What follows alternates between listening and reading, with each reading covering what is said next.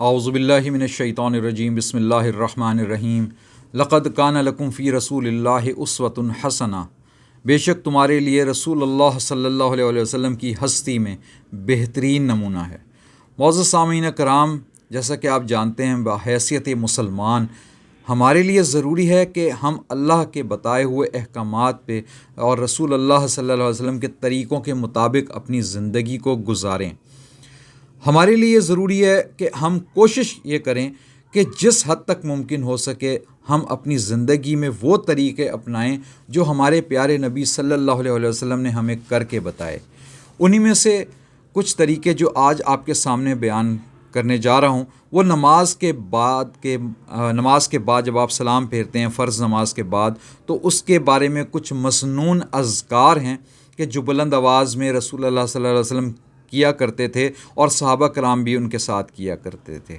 جیسا کہ آپ جانتے ہیں کہ ایک طبقہ ایسا ہے، اور یہ واضح طور پہ ہم اپنے معاشرے میں دیکھتے ہیں، ایک طبقہ ایسا ہے جو کہ اتنی بات تو آپ کو بتاتا ہے کہ جناب نماز کے بعد بلند آواز سے ذکر جو ہے وہ منقول ہے رسول اللہ صلی اللہ علیہ وسلم سے، یعنی کہ ان کے رسول اللہ صلی اللہ علیہ وسلم نماز کے بعد بلند آواز میں ذکر کیا کرتے تھے، لیکن وہ طبقہ آپ کو یہ نہیں بتاتا کہ وہ کون سے اذکار تھے جو آپ صلی اللہ علیہ وسلم نماز کے بعد بلند آواز میں کیا کرتے تھے۔ یاد رکھیں، طریقہ ہمارے لیے وہی ہونا چاہیے جو ہمارے پیارے نبی صلی اللہ علیہ وآلہ وسلم نے کر کے ہمیں دکھایا۔ اگر ہمیں کوئی مولوی یا کوئی بھی بندہ ہمیں اپنے طریقے بتا رہا ہے تو وہ ہمارے لیے ناقابل قبول ہوں گے۔ تو نماز کے بعد کے جو مسنون اذکار ہیں، جب آپ سلام پھیرتے ہیں فرض نماز کے بعد، وہ آپ کے سامنے بیان کر رہا ہوں۔ یہ اذکار آپ کو احادیث صحیحہ کی کتابوں سے آرام سے یہ مل سکتے ہیں اور آپ ان کو دیکھ سکتے ہیں۔ ان کا ریفرنس انشاءاللہ میں اس ویڈیو کے جو ڈسکرپشن ہے اس کے اندر بھی ان کے نمبر، حدیث نمبر وغیرہ جو ہیں وہ لکھ دوں گا۔ انشاءاللہ آپ ان کو وہاں سے تلاش کر سکتے ہیں۔ جتنے بھی اذکار ہیں جو احادیث سے لیے جاتے ہیں ان تمام کے میں نمبر انشاءاللہ اس ویڈیو کی ڈسکرپشن میں آپ کے سامنے لکھ دوں گا، اور وہاں سے آپ ان کو تلاش کر کے دیکھ سکتے ہیں۔ یاد رکھیں، یہ جو مولوی حضرات کسی طبقے کے، کسی فرقے کے جو مولوی حضرات ہیں جو اپنے اپنے اذکار نماز کے بعد بناتے ہیں، ان سے آپ کہیں کہ بھائی اگر آپ کو رسول اللہ صلی اللہ علیہ وسلم کے طریقے کے مطابق کچھ اذکار مل گئے ہیں تو آپ وہ طریقہ کیوں نہیں کرتے؟ آپ اپنے صرف اپنے فرقے کا ایک ٹریڈ مارک قائم کرنے کے لیے، تاکہ پتہ چلے یہ ہمارے فرقے کے لوگوں کا گروہ ہے، یہ اس گروہ کی نماز ختم ہوئی ہے تو یہ والے اذکار کرے گا، آپ ایسا کیوں ظاہر کرنا چاہتے ہیں؟ آپ کو ان اذکار کو کرنے میں کیا تکلیف ہے جو میرے پیارے نبی صلی اللہ علیہ وسلم اپنی نماز کے سلام کے بعد کیا کرتے تھے؟ تو یہ ان سے پوچھیں کہ بھئی آپ لوگوں کو کیا تکلیف ہے؟ رسول اللہ صلی اللہ علیہ وسلم کی محبت ہمارے دلوں میں، ہمارے لیے تو وہی اذکار سب سے زیادہ اہم ہے۔ اللہ پاک نے بھی یہ فرما دیا کہ تمہارے لیے بہترین نمونہ رسول اللہ صلی اللہ علیہ وسلم کی ہستی کے اندر ہے، تو وہیں پہ آپ نمونہ تلاش کریں۔ آپ کسی 2 نمبر مولوی یا کسی ڈاکٹر وغیرہ جو بھی ہیں آپ کے سامنے جو چیزیں بیان کر رہے ہیں ان کے اوپر نہ جائیں، آپ خود سے مطالعہ کریں چیز کا، کیونکہ اللہ پاک نے قرآن و حدیث کو آپ کی نصیحت کے لیے آسان فرما دیا۔ اب دیکھیں جی، جب رسول اللہ صلی اللہ علیہ وسلم سلام پھیرا کرتے تھے فرض نماز کے بعد تو بلند آواز میں اللہ اکبر فرماتے تھے، ایک مرتبہ اللہ اکبر فرماتے تھے، یعنی اللہ سب سے بڑا ہے۔ اس کے بعد آپ صلی اللہ علیہ وسلم 3 مرتبہ استغفر اللہ استغفر اللہ استغفر اللہ، کہ میں اللہ سے بخشش مانگتا ہوں، یہ فرماتے تھے 3 مرتبہ۔ آپ استغفار جو ہے جو بھی ہیں جس طرح سے مسنون ہیں وہ آپ الفاظ پڑھ سکتے ہیں۔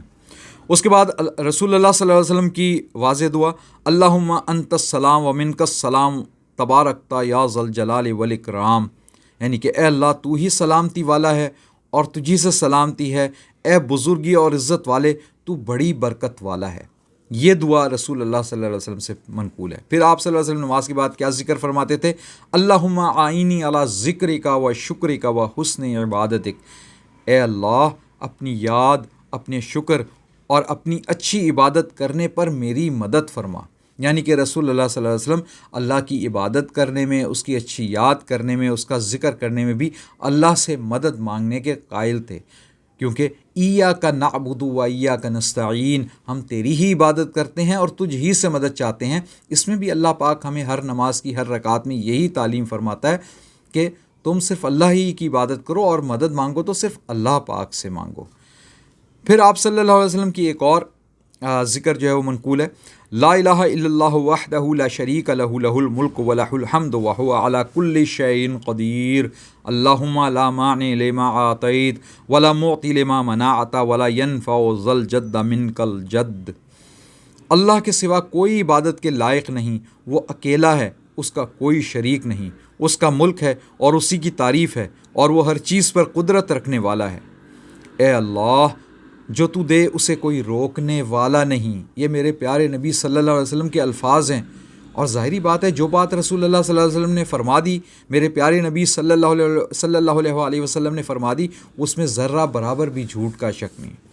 تو فرماتے ہیں اللہم لا مانع لما اعطیت، اے اللہ جو تو دے اسے روکنے والا کوئی نہیں، اور جو تو روک لے اسے دینے والا نہیں، اور کسی شان والے کو اس کی شان تجھ سے فائدہ نہیں پہنچا سکتی۔ یعنی کہ اللہ پاک جب کچھ دینا چاہے کسی کو تو تمام دنیا، تمام کائنات، جن و انس، فرشتے تمام مل کے بھی اللہ پاک کو اس دینے سے روک نہیں سکتے، اور جہاں پہ اللہ پاک کسی بندے کا رزق بند کر دے تو تمام لوگ مل کے بھی اس کو وہ چیز عطا نہیں کر سکتے۔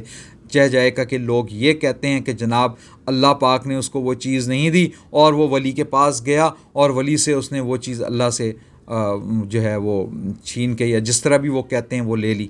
یعنی یہ دیکھیں اس دعا کے اندر آپ کو نظر آ رہا ہے کہ اللہ پاک نے رسول اللہ صلی اللہ علیہ وسلم کو کس طرح سے ہمارے لیے بہترین نمونہ بنایا ہے۔ تو ہم رسول اللہ صلی اللہ علیہ وسلم کی بات پر کیوں نہ یقین کریں؟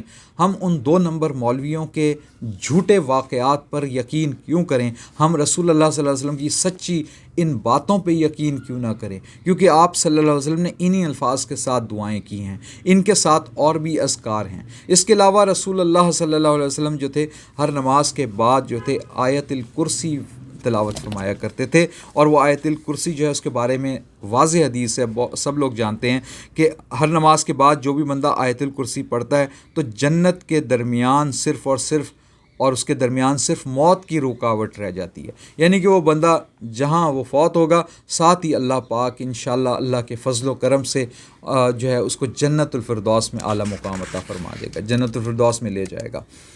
اب آیت الکرسی جو ہے آپ کو چاہیے کہ سمجھ کے پڑھیں۔ اعوذ باللہ من الشیطان الرجیم، بسم اللہ الرحمن الرحیم، اللہ لا الہ الا هو الحی القیوم لا تأخذہ سنۃ ولا نوم لہ ما فی السماوات وما فی الارض من ذا الذی یشفع عندہ الا بإذنہ یعلم ما بین ایدیہم وما خلفہم ولا یحیطون بشیء من علمہ الا بما شاء وسع کرسیہ السماوات والارض ولا یؤودہ حفظہما وہو العلی العظیم۔ آیت الکرسی پڑھنا بھی ہر نماز کے مسنون اذکار میں سے ایک ذکر ہے، اور جو کہ سمجھ کے آپ پڑھیں تو بہت ہی آپ کے لیے اچھا ہے، اور بہتر یہی ہے کہ افضل یہی ہے کہ آپ سمجھ کے اس کو پڑھیں تاکہ اللہ کی شان اور بزرگی کا یقین آپ کے دلوں میں آئے کہ اس میں کیا کیا اللہ پاک کی شانیں بیان کی گئی ہیں۔ آگے رسول اللہ صلی اللہ علیہ وسلم سے جو ذکر منقول ہیں، جو کہ بہت سے لوگ جانتے ہیں کہ رسول اللہ صلی اللہ علیہ وسلم نے فرمایا کہ 33 مرتبہ سبحان اللہ، 33 مرتبہ الحمدللہ، اور 34 مرتبہ اللہ اکبر، یہ تسبیح کرنی چاہیے۔ اب یہ تمام اذکار جو ہیں، اس کے علاوہ کچھ اور اذکار بھی ہیں جن کی کہ انشاءاللہ لنک میں آپ کو ڈسکرپشن دے دوں گا۔ تو بات واضح یہ ہے کہ ذکر وہ کرنا چاہیے جو مسنون ہے، جس طریقے پہ رسول اللہ صلی اللہ علیہ وسلم نے کر کے بتایا۔ آپ جو ہیں ان طریقوں کو کیوں چھوڑنے والے بنتے ہیں؟ ہمیں تو وہ سنت عزیز ہے جو رسول اللہ صلی اللہ علیہ وسلم کے سے وابستہ ہے۔ ہمیں تو صرف اور صرف وہی طریقہ ہے، ہم حدیث سے، قرآن سے وہ طریقے تلاش کر کے ان پہ عمل کرنے والے بنیں۔ مولویوں کے چکر میں، کسی فرقے کے چکر میں نہ پڑیں، بلکہ خود سے مطالعہ کریں۔ جب ہم زندگی کے اندر اپنے ارد گرد جو دنیاوی معاملات ہیں اس میں اپنے لیے بہتر سے بہتر چاہتے ہیں، تو آخرت کے معاملے میں ہم کیوں نہ بہترین چاہیں جو کہ ہمارے لیے سب سے بہترین ہے۔ اگر مجھ سے کوئی چیز پڑھنے میں، تلاوت کرنے میں غلطی ہو گئی ہے تو اللہ پاک مجھے معاف فرمائے، وما علینا الا البلاغ۔